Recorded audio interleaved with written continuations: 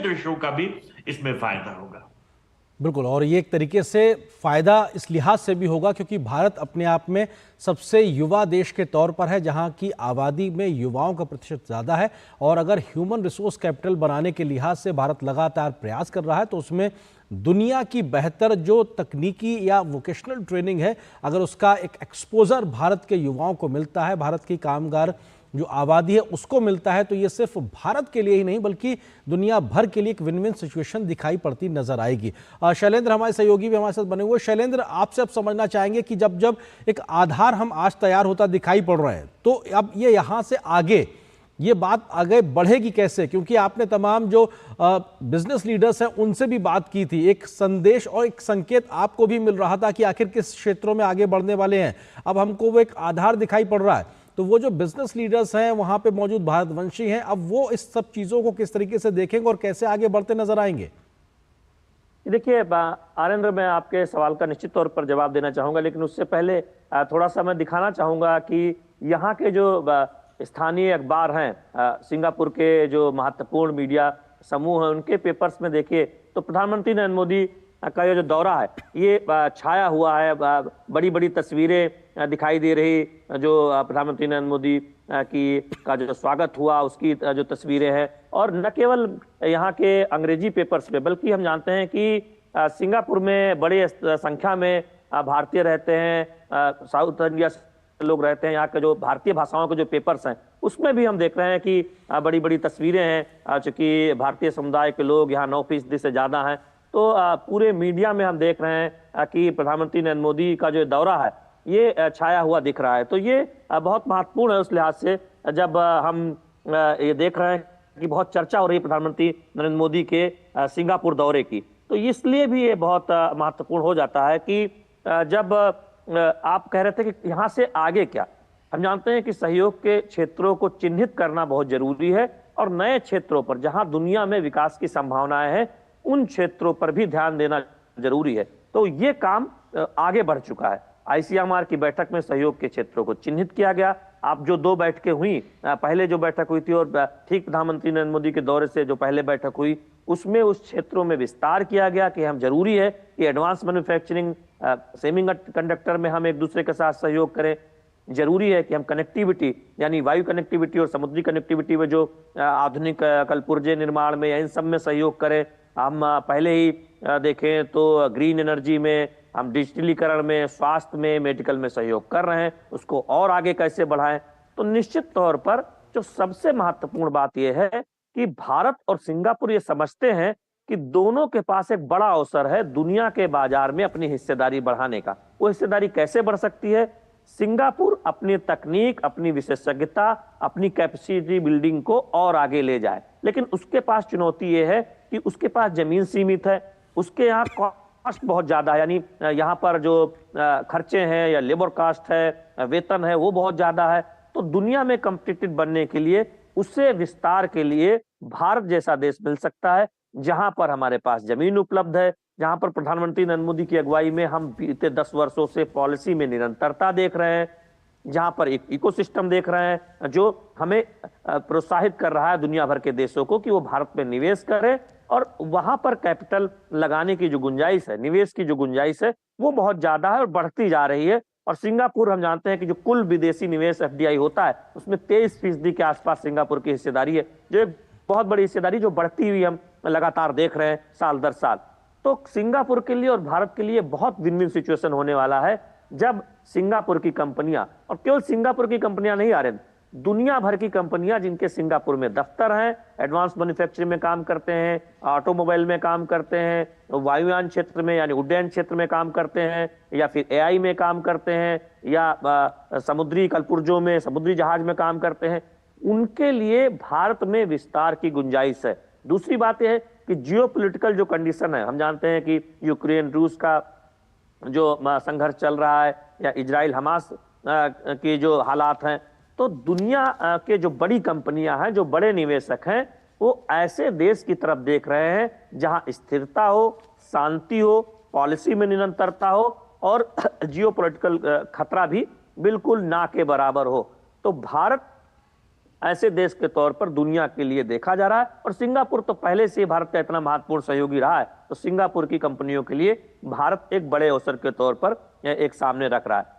तो हम पहले ही जान रहे हैं कि हमने घरेलू उत्पादन को, विनिर्माण को बेहतर करने के लिए पीएलआई स्कीम लागू की है। अब सिंगापुर की भूमिका क्या हो सकती है कि वहां पर कैपिटल हम सिंगापुर से ज्यादा लगे, निवेश हो और हम उसको विस्तार करें। और जो विनिर्माण के जो तमाम चरण है, हाई एंड इलेक्ट्रॉनिक्स की जब हम बात करते हैं, मोबाइल और मशीनरी, इलेक्ट्रॉनिक्स या बड़ी बड़ी मशीनें या हवाई जहाज में काम करने वाली उपयोग वाली मशीनें या समुद्री पोत में काम करने उपयोग वाली मशीनें, इनका पूरी तरह से उत्पादन भारत में हो। सिर्फ असेंबलिंग नहीं, सिर्फ कुछ हिस्से का निर्माण नहीं, पैकेजिंग, डिजाइनिंग, फैब्रिकेशन और उसके साथ ही साथ जो एडवांस पैकेजिंग है, पूरी वैल्यू चेन जिसे हम कहते हैं, जो 3-4 चरण होता है, वो हो। चूंकि ये बहुत चुनिंदा देश है जहां सब कुछ काम होता है। यहां तक सिंगापुर में भी आप देखें तो सेमीकंडक्टर के मामले में जो उनकी चिप बनाने की जो क्षमता है वो एक क्षेत्र विशेष की तरफ सीमित है। तो भारत एक संभावनाओं का द्वार खोलता है, उससे भारत और सिंगापुर को बहुत बड़ा फायदा हो सकता है और जो ग्लोबल बाजार है उसमें हिस्सेदारी बढ़ सकती है सिंगापुर की भी, और भारत भी उसमें धमक के साथ प्रवेश कर सकता है और रोजगार की संभावनाएं बढ़ेंगी, रेवेन्यू बढ़ेगा, जीडीपी बढ़ेगा और सिंगापुर और भारत के बीच सहयोग भी बढ़ेगा। मिस्टर दयाल, क्योंकि हमारे सहयोगी शैलेंद्र जिस बात को अभी रेखांकित कर रहे थे, उन्होंने वहाँ के अखबारों को दिखाया कि वहाँ के जो स्थानीय भाषा के अखबार हैं, इंग्लिश के लीडिंग पेपर्स हैं, उन सब में प्रधानमंत्री मोदी के इस दौरे से जुड़ी तस्वीरों के साथ खबरों को प्रमुखता से लिया गया है। सिंगापुर इस समय भारत को, प्रधानमंत्री मोदी को और उनकी इस यात्रा को किस तरीके से देख रहा होगा? आपका अपना एक लंबा एक राजनीतिक के तौर पे जो अनुभव है, उसके आधार पे आप किस तरीके से इस बात को सामने रखना चाहेंगे? कि सिंगापुर ये जानता है कि भारत के लिए भी और खुद सिंगापुर के लिए भी प्रधानमंत्री मोदी जी के दौरे में जिन चीजों पर बातचीत हुई है और जो ये मेमोरेंडम ऑफ अंडरस्टैंडिंग हुए हैं, ये दोनों के लिए विन विन है। इसमें हमारा भी फायदा है और सिंगापुर का भी फायदा है। कभी भी एक तरफा फायदा नहीं आगे बढ़ सकता है। अब देखिए, हमारे पड़ोसी देश में चीन और पाकिस्तान, वो सीपीईसी बनाया, पाकिस्तान के पास कोई रिसोर्सेज नहीं, कोई ठीक ट्रेन मैन पावर नहीं, वहां इंसर्जेंसी चल रही है वहां बलूचिस्तान में, और उसके थ्रू ये कॉरिडोर बनाया गया सीपीईसी, जो बलूच लोग कह रहे हैं कि उनको लूटने के लिए। तो जब इस तरह की सोच होती है तो कभी कोऑपरेशन हो नहीं सकता। हमारे और सिंगापुर के बीच में जो कोऑपरेशन है, वो दोनों देश ये जानते हैं कि ये एक विन विन है। उनका भी फायदा है, हमारा भी फायदा है, और जो सिंगापुर के न्यूज़पेपर्स ने कवरेज दी है वो भी इसी बात को दर्शाते हैं। बिल्कुल, वो अपने आप में इसी बात को दर्शाता है, ये बेहद महत्वपूर्ण है। प्रोफेसर अंशु जोशी जी, इस बात को आप किस तरह से लेते हैं कि सिंगापुर इस समय प्रधानमंत्री के इस दौरे को किस तरीके से देख रहा होगा? वो भी बहुत महत्वपूर्ण है क्योंकि सिंगापुर में प्रधानमंत्री के इस दौरे को लेकर बेहद महत्वपूर्ण तरीके से सरगर्मियां हैं। अंशु जी। जी देखिए, हम भारतीय होने के नाते भारत की दृष्टि से इस बात को देख रहे हैं कि भारत और सिंगापुर के जो रिश्ते हैं उनके नए आयाम या नया अध्याय अब किस दिशा में हम खुलते हुए देखेंगे। हम अपने माननीय प्रधानमंत्री की यात्रा को एक भारतीय के तौर पर देख रहे हैं। पर आरेंद्र, आपने बहुत अच्छा प्रश्न पूछा।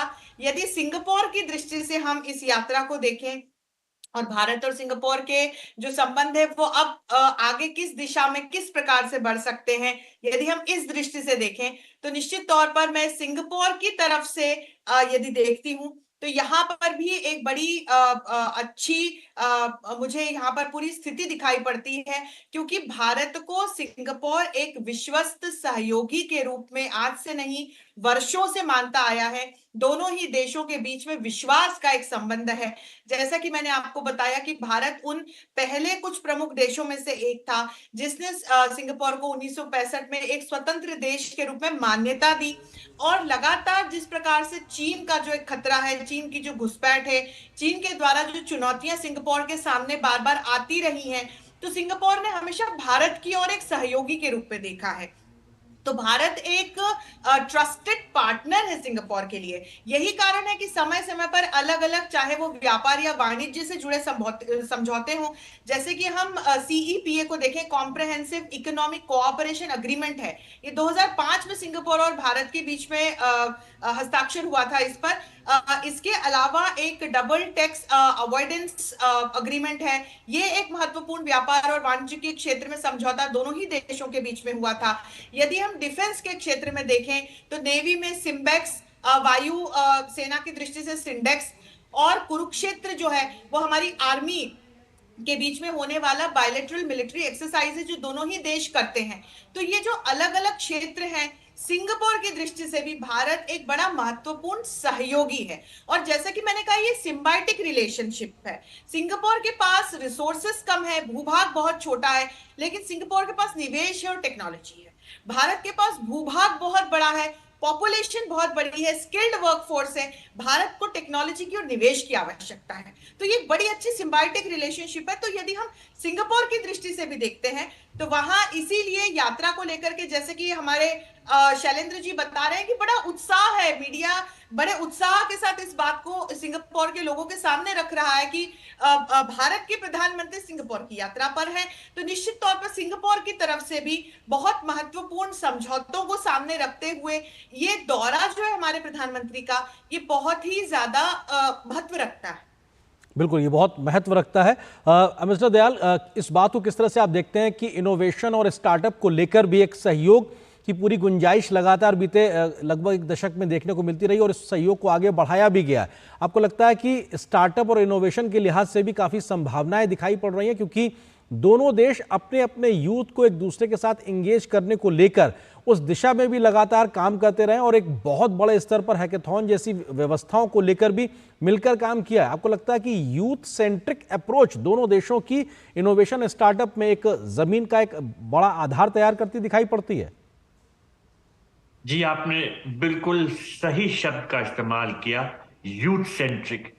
क्योंकि अगर यूथ को साथ लेके और यूथ की जरूरतों को ध्यान में रखते हुए दो देश कोऑपरेट करें तो इसमें सबसे बड़ी बात ये होगी कि यूथ का इन्वॉल्वमेंट इंथुजियाज्म के साथ होगा। यूथ भी साथ जानेगी कि भाई हमारा इसमें फायदा है। और स्टार्टअप्स, इनोवेटिव टेक्नोलॉजी, ये सब चीजें तो यूथ के थ्रू ही हो सकती हैं। तो मेरा ये मानना है, जैसे आपने खुद कहा, कि इस दिशा में जो पॉसिबिलिटीज हैं अचीवमेंट की वो बहुत ज्यादा हैं। और जरूर इस बात पे विचार करते हुए ये दोनों देशों ने जो कोऑपरेशन आगे बढ़ाने की बात की है, उनके ध्यान में इसकी अहमियत जरूर है। जी, शैलेंद्र, यूथ सेंट्रिक जो एक अप्रोच दोनों देशों का जिसका हम जिक्र अपने मेहमानों से भी कर रहे हैं, आपको लगता है कि उस लिहाज से आपने क्या एक समझने की कोशिश की, वहां पे आपकी मौजूदगी है, आपने बीते दिनों तमाम लोगों से बात की है, उस दिशा में जो प्रयास हो रहे हैं, स्टार्टअप हो, इनोवेशन हो, उस तरीके से जो कोशिशें की गई हैं, हैकेथॉन हो हम या फिर फिनटेक के क्षेत्र में देख सकते हैं, उस लिहाज से बहुत कुछ गुंजाइशें बीते एक दशक में देखने को मिली हैं और उसका एक आधार भी तैयार हुआ है। शैलेंद्र, देखिए, हमने यहाँ कई छात्रों से मुलाकात की जो यहाँ पढ़ाई के लिए आए हुए हैं। भारतीय छात्र हैं, बाकी दुनिया के देशों के छात्र हैं, तमाम ऐसे पेशेवर हैं जो भारत में आईआईटी से पढ़कर यहाँ पर नौकरी कर रहे हैं, स्टार्टअप में काम कर रहे हैं, नए नए स्टार्टअप बना रहे हैं। और उनका यह कहना है कि प्रधानमंत्री नरेंद्र मोदी की अगुवाई में जो स्टार्टअप का एक इकोसिस्टम बना है, उससे वो अपने स्टार्टअप को भारत ले जाना चाहते हैं, जिससे भारत के लोगों को उसका फायदा हो। तो सिंगापुर इस बात को समझता है कि भारत में एक बड़ा इकोसिस्टम बना है जहाँ तकनीक का इस्तेमाल हो सकता है, तकनीक को प्रोत्साहन दिया जाता है। और सिंगापुर के पास कैपिटल है, सिंगापुर के पास तकनीक है और भारत के पास वो प्रचुर मानव संसाधन है और बड़े तकनीकी पेशेवर हैं। हमारे पास बड़े बड़े संस्थान हैं जो दुनिया के सबसे प्रतिष्ठित संस्थानों में गिने जाते हैं। तो उसका एक फायदा कैसे आगे हो, यहाँ के छात्र जो यहाँ पढ़ने आते हैं उसे बखूबी समझते हैं। इसीलिए यहाँ हमने देखा कि छात्रों में एक रुचि थी। हमें छात्रों ने बताया कि पहले, आज से 10 साल पहले, बहुत कम छात्र जो भारत से नाता नहीं रखते थे वो भारत की यात्रा करना चाहते थे। लेकिन जब स्कूल का कोई ग्रुप जाता है, उनसे कहा जाता है कि किस आप देश जाना चाहते हैं, तो बड़ी संख्या में सिंगापुर के छात्र या सिंगापुर में जो दूसरे देशों के छात्र पढ़ रहे हैं वो भारत जाना चाहते हैं। भारत को समझना चाहते हैं, भारत की संभावनाओं को टटोलना चाहते हैं।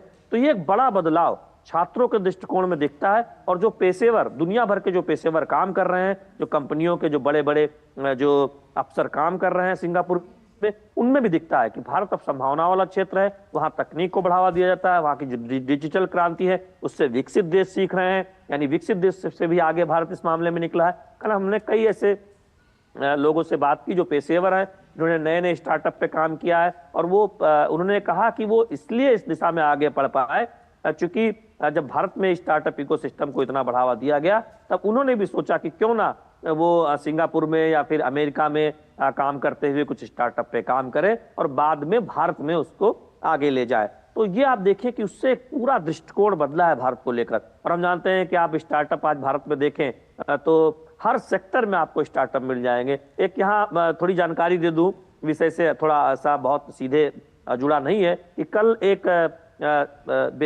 पेशेवर मिले जो तकनीक के क्षेत्र में काम करते हैं। वो कह रहे हैं कि वैक्सीन बनाने में कोविड में भारत ने जो दिखाया दुनिया को, इतने कम समय में बनाकर दुनिया को उसकी आपूर्ति की, अब वो डिजिटल वैक्सीन पर काम कर रहे हैं हेल्थ के सेक्टर में, कि कैसे कुछ रोगों से बचा जा सकता है आयुर्वेद से प्रेरणा लेकर। यानी कोई इंजेक्शन नहीं लगवाना होगा, तकनीक से एक कुछ तरीकों से उसका पालन करने से दुनिया के लोगों को, भारत के लोगों को उसका फायदा होगा, सिंगापुर के लोगों को फायदा होगा। सिंगापुर से उसका करार भी संभावना है कि जल्दी हो जाए। तो इस तरह से आप देखें कि यहाँ पर जो युवा है, जो यूथ है, जो पढ़ते हैं या फिर यहाँ नौकरी करते हैं या अपना व्यवसाय करते हैं, वो सोच रहे हैं कि भारत ने एक रास्ता दिखाया है, उसमें सिंगापुर और भारत मिलकर बहुत आगे जा सकते हैं। बिल्कुल, बहुत आगे जा सकते हैं। आप तमाम लोगों से ये बातचीत हम जारी रखेंगे। फिलहाल एक छोटे से ब्रेक के लिए रुकते हैं, बहुत जल्द हाजिर होंगे और ब्रेक के बाद हम इस चर्चा को आगे बढ़ाएंगे और समझने की कोशिश करेंगे कि आखिर प्रधानमंत्री मोदी के सिंगापुर दौरे के मायने क्या हैं और जो समझौता पे सहयोग को एक आगे बढ़ाने की बात हुई है वो कैसे ट्रांसलेट होता हुआ जमीन पर उतरेगा, और राष्ट्रीय, अंतर्राष्ट्रीय और क्षेत्रीय के आधार पर भी देखा जाए तो कौन से महत्वपूर्ण पहलू होंगे जिन पर बातचीत हो रही होगी। फिलहाल एक छोटे से ब्रेक के लिए रुकते हैं। एक ऐसा तबका जो रिटायरमेंट के बारे में आज भी बिल्कुल नहीं सोचता, वो है औरतें। औरतें कमा के भी वल्नरेबल हैं। सो एनपीएस एक इक्वालिटी ला रहा है, हम सब एक बराबर प्लेटफॉर्म पे हैं। अपने बेहतर कल को सुनिश्चित करने के लिए एनपीएस जरूरी है। सुरक्षा की गारंटी हर चीज में जरूरी है, चाहे वो मुश्किल स्टंट हो या अच्छी फसल। इसलिए ले आइए IIL के ट्रैक्टर ब्रांड का शिनबार, जो देता है सुंडी और ट्रिप से सुरक्षा की गारंटी। बात जब पीढ़ियों के लिए बनने वाले घर की हो तो जिम्मेदारी बड़ी हो जाती है। गैलेंट समझता है ये जिम्मेदारी। अब डबल M रिब्स के साथ गैलेंट एडवांस TMT रीबार, निर्माण का रियल हीरो। और ब्रेक के बाद स्वागत है आप सभी का हमारे इस खास कार्यक्रम में। हम बात कर रहे हैं प्रधानमंत्री के सिंगापुर दौरे का। आज दूसरा दिन है, तमाम महत्वपूर्ण घोषणाएं भी हुई हैं, 4 समझौते ज्ञापन पर हस्ताक्षर हुए जिनका आदान प्रदान हुआ है।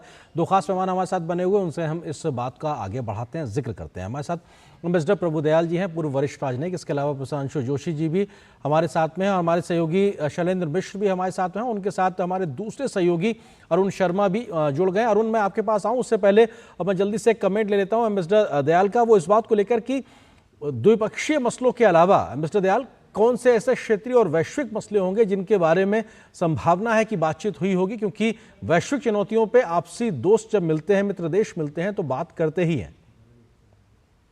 देखिए, सबसे पहले तो जो भारत की एक्ट ईस्ट पॉलिसी है उसके संदर्भ में ये प्रधानमंत्री मोदी जी का जो सिंगापुर का दौरा है बहुत अहमियत रखता है, क्योंकि सिंगापुर एक ऐसा देश है जो भारत का आसियान देशों के साथ हर तरह से कोऑपरेशन आगे बढ़ाने में सहायता कर रहा है। दूसरा, जो हम इंडो पैसिफिक रीजन की बात करते हैं, उसमें कई देशों को ये फिक्र है कि चीन का जो विस्तारवाद है उससे बहुत बुरे असर हो रहे हैं।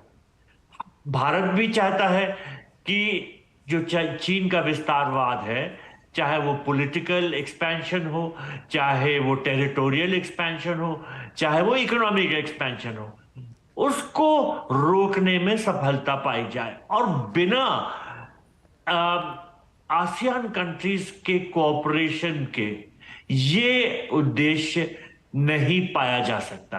तो इंडो पैसिफिक रीजन के संदर्भ में भी जो हमारे जियो स्ट्रेटेजिक इंटरेस्ट हैं, उसमें इंडिया और सिंगापुर का जो कोऑपरेशन है बड़े मायने रखता है। बायलैटरल कोऑपरेशन तो है ही इंपॉर्टेंट जी। फिर इसके अलावा देखिए कई ऐसे मुद्दे हो गए हैं जो इंटरनेशनल कोऑपरेशन से ही हासिल हो सकते हैं, बहुत उद्देश्य।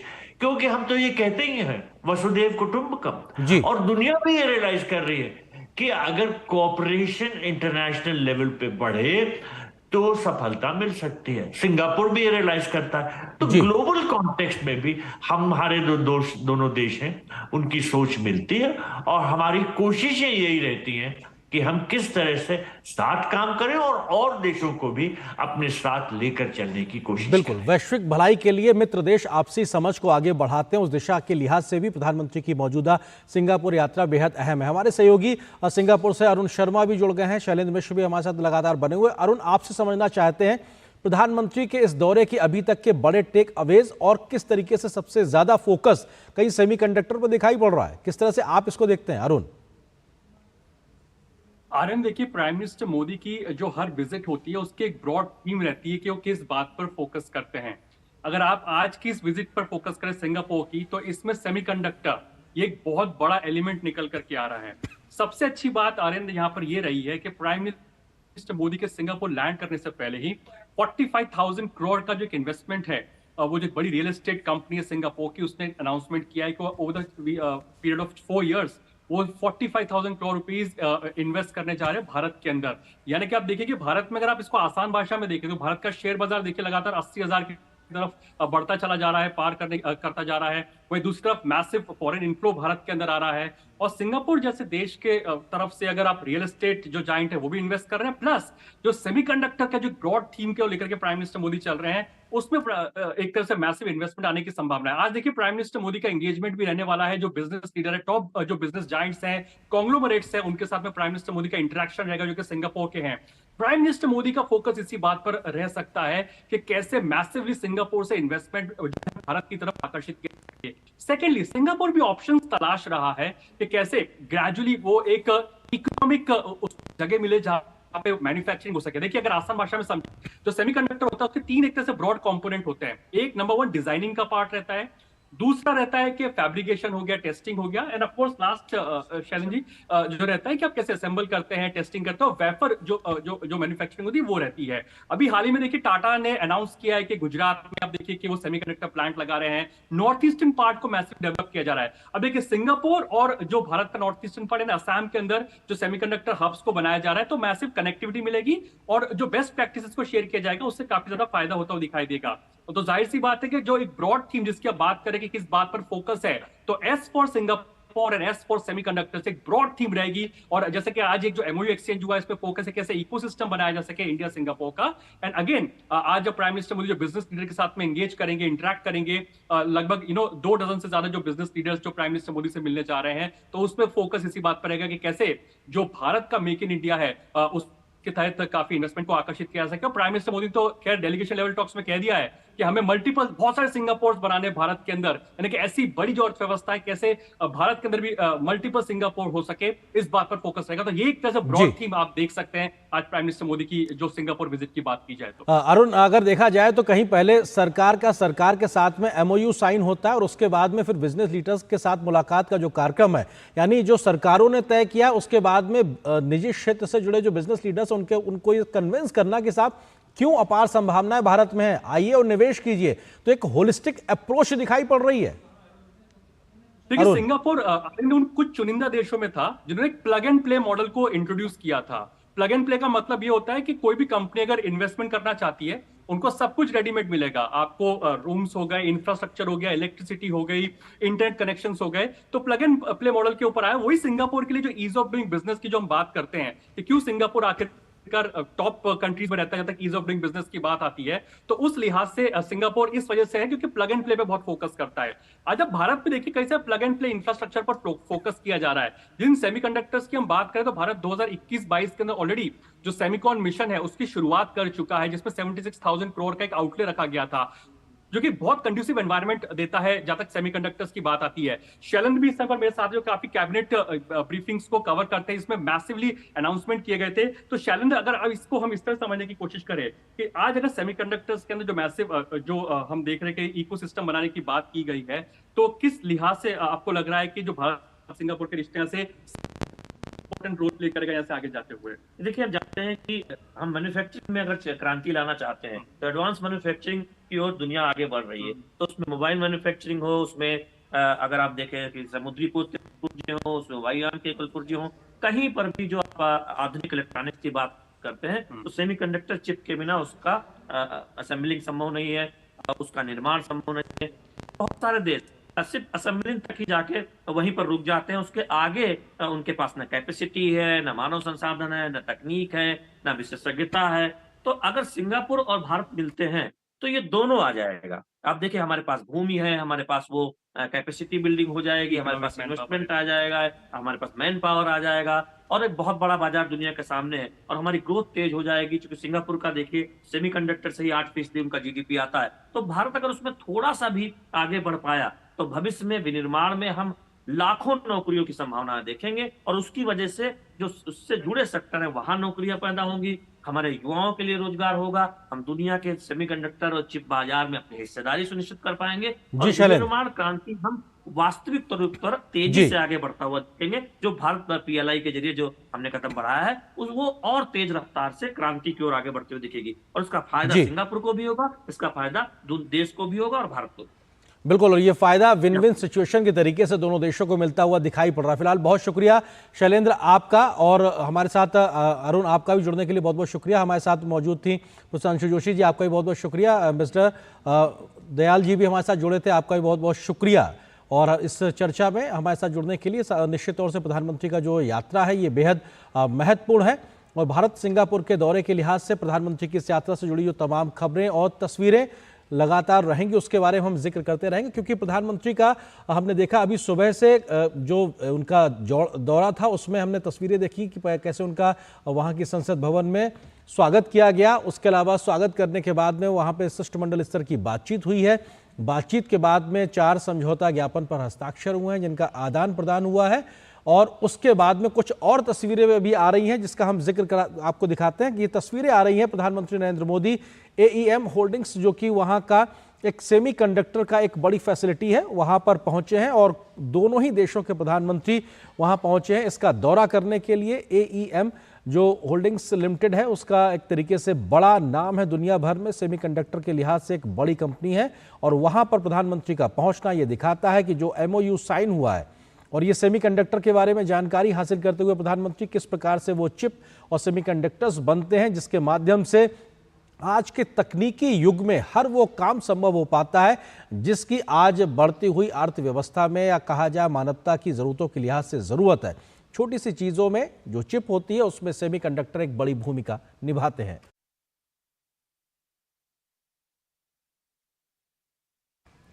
तो ये तस्वीरें AEM होल्डिंग्स जो कि सेमीकंडक्टर क्षेत्र में दुनिया की एक बड़ी कंपनी के तौर पे अपनी महारत हासिल कर चुकी है और वहां पर प्रधानमंत्री का जाना, प्रधानमंत्री नरेंद्र मोदी के साथ में वहां पर सिंगापुर के प्रधानमंत्री लॉरेंस वोंग भी मौजूद हैं। दोनों प्रधानमंत्रियों ने जाकर वहां पे जानकारी हासिल की है और आज जो समझौता हुआ एक प्रकार से समझौता सेमीकंडक्टर के क्षेत्र में दोनों देशों ने MOU साइन किया है कि कैसे उस इकोसिस्टम को डेवलप किया जाएगा। यानी भारत जो प्रयास कर रहा है उसमें सिंगापुर अपनी तकनीकी मदद देता हुआ नजर आएगा और प्रधानमंत्री का इस दौरे के दरमियान सिंगापुर की इतनी बड़ी कंपनी में जाना, वहां पे जानकारी हासिल करना, समझना, ये दिखाता है कि भारत किस प्रकार से इंडस्ट्री 4.0 में सेमीकंडक्टर जैसी चीज़ों को बनाकर देश ही नहीं बल्कि दुनिया की आर्थिक तरक्की में एक बड़ी भूमिका निभाने के लिए तैयार है। वर्ल्ड सप्लाई चेन में उसकी एक महत्वपूर्ण भूमिका हो, इस दिशा में भी भारत मेक इन इंडिया के माध्यम से मेक फॉर वर्ल्ड के लिए उत्सुक नजर आ रहा है। भारत ने अपने इकोसिस्टम तैयार करने के लिहाज से यहां पर सेमीकंडक्टर पार्क डेवलप करने का फैसला लिया हुआ है मोदी सरकार ने और कैसे वहां पे मूलभूत ढांचागत सुविधाओं को आगे बढ़ाया गया है जहां पे बड़ी बड़ी कंपनियां आके निवेश कर सकती हैं। हम जानते हैं गुजरात का हो या असम का हो, ऐसे तमाम राज्यों में सेमीकंडक्टर मैन्युफैक्चरिंग पार्क को लेकर सहमति और एक तरीके से स्वीकृति दी गई है।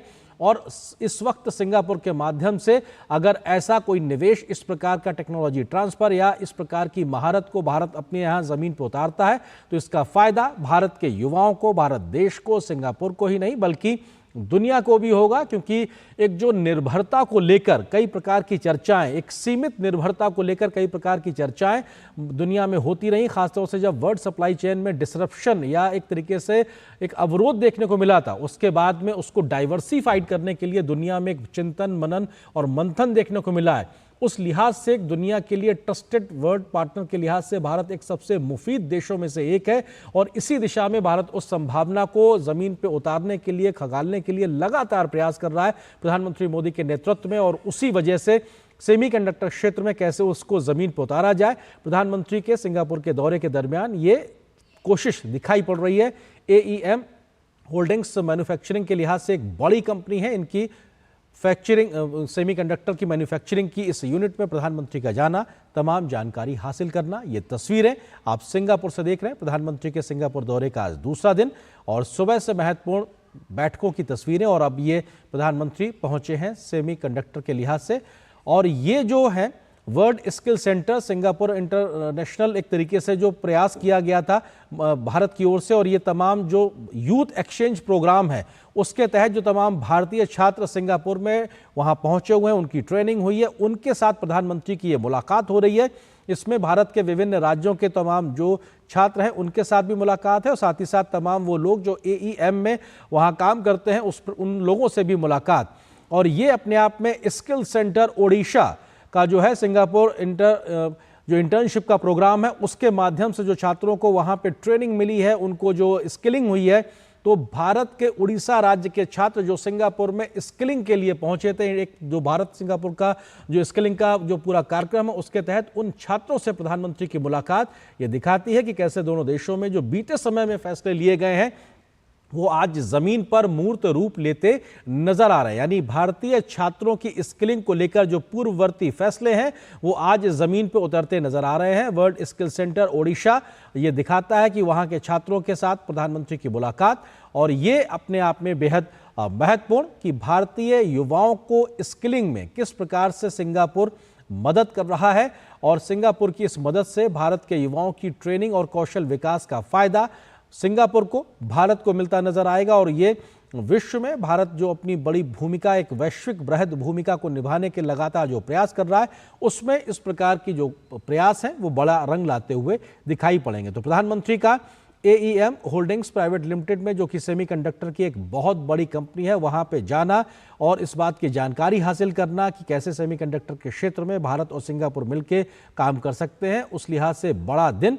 और प्रधानमंत्री का तमाम युवाओं से मुलाकात का कार्यक्रम जिन्होंने स्किलिंग हासिल की है सिंगापुर में, और उनसे प्रधानमंत्री मिल रहा है क्योंकि ये पूर्व में यूथ सेंट्रिक प्रोग्राम के तहत तमाम कोशिशें की गई थी, उसका ही नतीजा है कि अब इस वक्त प्रधानमंत्री उन तमाम छात्रों से मिल रहे हैं जो भारत से सिंगापुर पहुंचे और उनकी ट्रेनिंग हुई, स्किलिंग हुई, और अब वो अपना हाथ एक तरीके से आजमाते नजर आएंगे उस क्षेत्र में जहां की उन्होंने महारत हासिल की है। और ये एक विन विन सिचुएशन तमाम देशों के लिहाज से, जहां पर दो देश अपनी अपनी क्षमताओं का इस्तेमाल दूसरे देश के सहयोग के साथ करते हैं और दोनों ही देशों को इसको फायदा होता नजर आता है।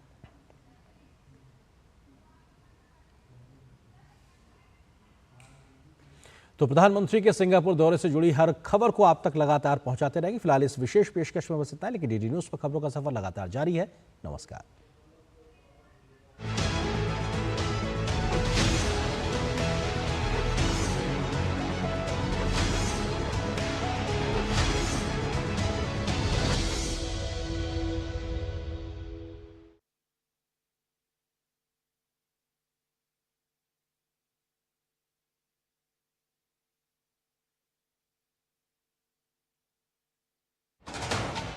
कश्मीर से कन्या